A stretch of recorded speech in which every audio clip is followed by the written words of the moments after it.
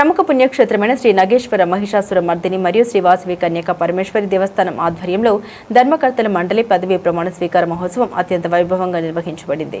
ఈ కార్యక్రమానికి స్థానిక ఎమ్మెల్యే పీతాని సత్యనారాయణ, తనయుడు పీతాని వెంకట సురేష్ ముఖ్య అతిథిగా హాజరయ్యారు. ఈ సందర్భంగా ఆయన మాట్లాడారు. ట్రస్ట్ సభ్యులందరూ సమిష్టిగా పనిచేసి దేవాలయ అభివృద్ధికి కృషి చేయాలని కోరారు. ఈ సందర్భంగా శ్రీ వాసవి కన్యక పరమేశ్వరి అమ్మవారు, శ్రీ నగరేశ్వర స్వామివారు, శ్రీ మహిషాసుర మర్దిని అమ్మవార్ల సన్నిధిలో వేద మంత్రోచ్చరణ మధ్య నూతన ధర్మకర్తల మండలి సభ్యులు పదవీ ప్రమాణ స్వీకారం చేశారు. శ్రీ నగరేశ్వర మహిషాసుర మర్దిని వాసవి కన్యక పరమేశ్వరి ట్రస్ట్ బోర్డు ప్రమాణ స్వీకారం సందర్భంగా నాకు ఈ పదవి ఇచ్చినటువంటి ఆచండ శాసనసభ్యులు శ్రీయుతులు శ్రీ పీతాని సత్యనారాయణ గారికి, వారి కుమారుడు వెంకట గారికి నా ధన్యవాదాలు. నేను 1994 నుంచి కూడా పీతాని సత్యనారాయణ గారికి కూడా నేను ఫాలోవర్గా ఉన్నాను. ఆయన చేసిన సేవ నిమిత్తం 2009 మరియు 2026 కూటమి ప్రభుత్వం ఏర్పడిన తర్వాత కూడా నాకు దేవస్థానం చైర్మన్ ఇచ్చారు. వారి ఆశీస్సులతోనే ఈ రోజుని ఈ పదవిని అలంకరించాను. 2009లో కూడా ఈ దేవస్థానాన్ని నేను ఎంతో అభివృద్ధి చేశాను.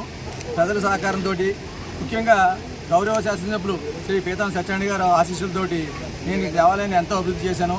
అలాగే వారి ఆశీస్సులతోటి 2026లో కూడా కూటమి ప్రభుత్వం వచ్చిన తర్వాత వారు నన్ను పిలిచి ఈ గౌరవప్రదమైన దేవస్థానం చైర్మన్ పదవి మళ్ళీ రాగేయమని చెప్పినారు.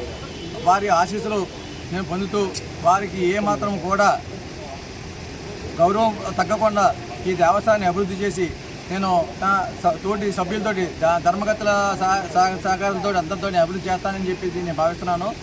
ఈ సంవత్సరం మనం ఈ దేవాలయాన్ని ఎంతో అభివృద్ధి చేయాలని శాసనసభ్యులతో ఈ అభివృద్ధి పనుల నిమిత్తం 3,80,00,000 రూపాయలు దీనికి మనం ప్రపోజ్ చేసినాము. దాన్ని మన శాసనసభ్యులు పీతాని సత్యనారాయణ గారు సీఎం దగ్గర నుంచి ఆమోదం పొంది మనకి కంట్రిబ్యూషన్ తోటి ఈ అభివృద్ధి పనులు చేద్దామని చెప్పి ఈ సంవత్సరం నుంచున్నాం.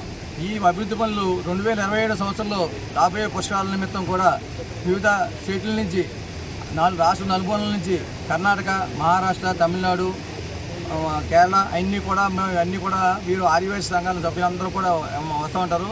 మూలం ఏంటంటే ఇది నేషనల్ టెంపుల్. వాసవి కన్యక పరమేశ్వరి దేవత మూలవారి అయిన వాళ్ళని వివిధ రాష్ట్రాల నుంచి ఆదివాసులందరూ కూడా ఇక్కడ విచ్చేస్తూ ఉంటారు. వారి అభివృద్ధి కొరకు కూడా ఈ దేవస్థానం అభివృద్ధి చెందింది.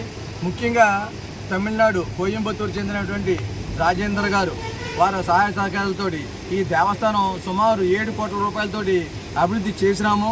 ఇంకా ఎదురెదర కూడా వాళ్ళు మాకు ప్రామిస్ చేశారు ఈ దేవస్థానాన్ని అభివృద్ధి చేస్తామని చెప్పేసి.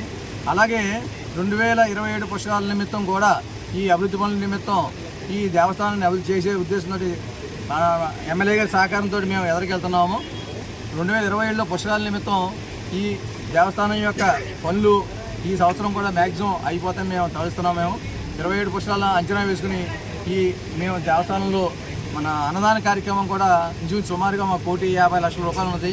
దీన్ని 2,50,00,000, 3 కోట్ల రూపాయలుగా తీసుకెళ్లాలని చెప్పేసి మా ధర్మకర్తల మండలిలో మేము ఆల్రెడీ కూడా డిసైడ్ చేసాం.